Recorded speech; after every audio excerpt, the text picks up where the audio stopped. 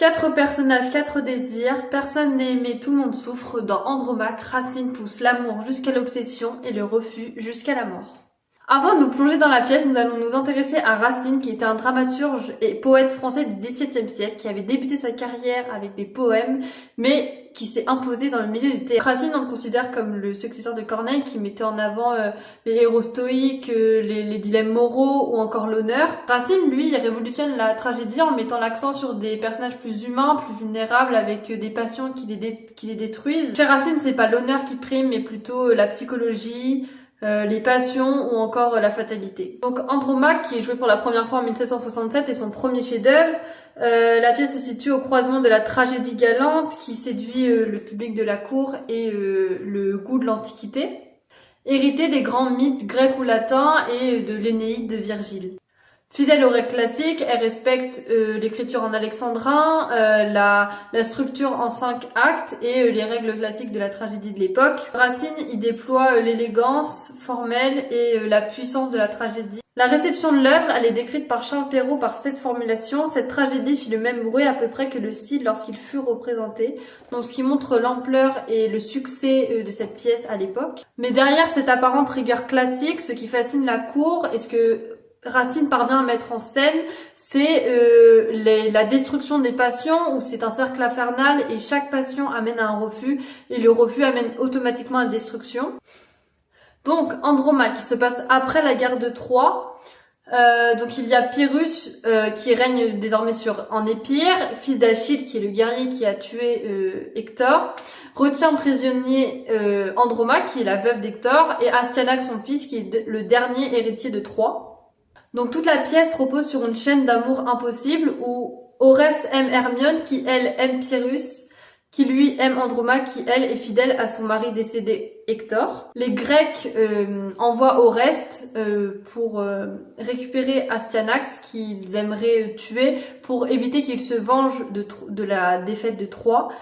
Et du coup, Oreste est envoyé en Épire pour convaincre Pyrrhus de leur livrer. Mais Pyrrhus refuse car elle veut surtout forcer Andromaque à l'épouser pour sauver son fils. Hermione, humiliée, en colère et avec un désir de vengeance, demande à Oreste d'assassiner Pyrrhus le jour de son mariage. Andromaque accepte finalement d'épouser Pyrrhus pour sauver son fils Astyanax, mais a pour projet de se suicider par la suite pour rester fidèle à son défunt mari Hector.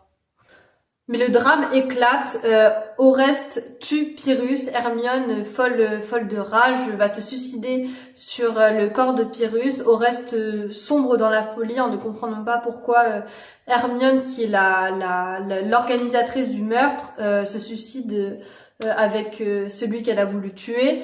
Andromaque est donc la seule survivante, elle est saine et sauve et son fils également, et elle peut continuer d'être fidèle à Hector. Ce qu'il faut retenir de cette œuvre, c'est que malgré que les passions amoureuses vont faire sombrer les personnages dans des crimes, cela ne va pas pour autant leur ôter leur statut de héros. Ce paradoxe, c'est ce qui fait tout l'intérêt de la pièce, c'est que malgré la figure monstrueuse que les personnages prennent, ils gardent quand même une image noble auprès des spectateurs. Cette pièce, elle incarne fidèlement la misère de la seconde génération, car les héros de Troie sont considérés comme victorieux, alors que on peut voir toute la monstruosité et tout le drame de la seconde génération. Andromaque, elle est soumise à un dilemme, soit elle marie Pyrrhus et du coup elle protège son fils mais elle n'est pas fidèle à Hector, soit elle prend le risque de perdre son fils qui est le seul souvenir qui lui reste d'Hector.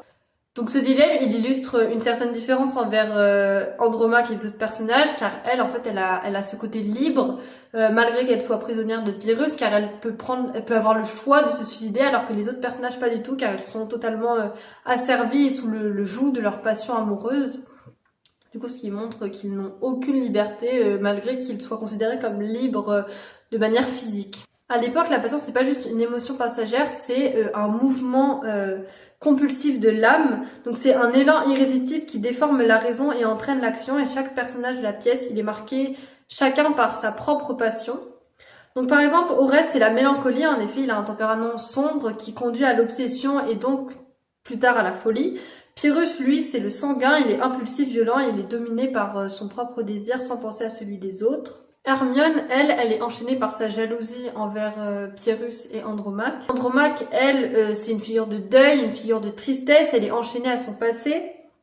Sa passion n'est pas du tout un élan vers l'avenir, mais l'impossibilité de détacher son âme de ce qui est perdu. Elle regarde la beauté fragile, l'émotion délicate, mais aussi la douleur obstinée, donc ce qu'on appelait la lymphe à l'époque. Donc ces 4 passions qui sont illustrées dans la pièce, à l'époque, elles n'étaient pas anodines, mais elles étaient vraiment fondamentales et orientaient le comportement et le destin des personnes qui les subissaient. Donc Racine, il rajoute un élément complexe dans la tragédie, c'est l'image du serpent, le serpent qui symbolise dans la mythologie grecque la ruse, la menace, la virilité dangereuse. Il évoque la figure du python qu'Apollon a dû abattre, ou encore les cheveux de la gorgone qui pétrifient celui qui croise son regard. Dernière scène, lorsque Oreste sombre dans la folie, on retrouve cette image dans une formule restée célèbre qui est ces serpents, je vais pas réussir à la dire, ces serpents qui sifflent sur vos têtes. L'image est terrible, elle figure la passion comme un péril qui plane sans relâche au-dessus de nos têtes et qui est prêt à tout moment à nous mordre. Il y a un autre passage qui rend cette image encore plus symbolique, qui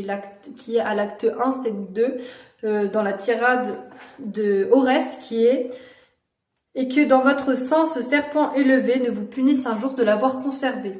Donc le serpent est ce que l'on nourrit en soi malgré soi, c'est une passion coupable entretenue qui finit par punir celui qui l'a laissé croître.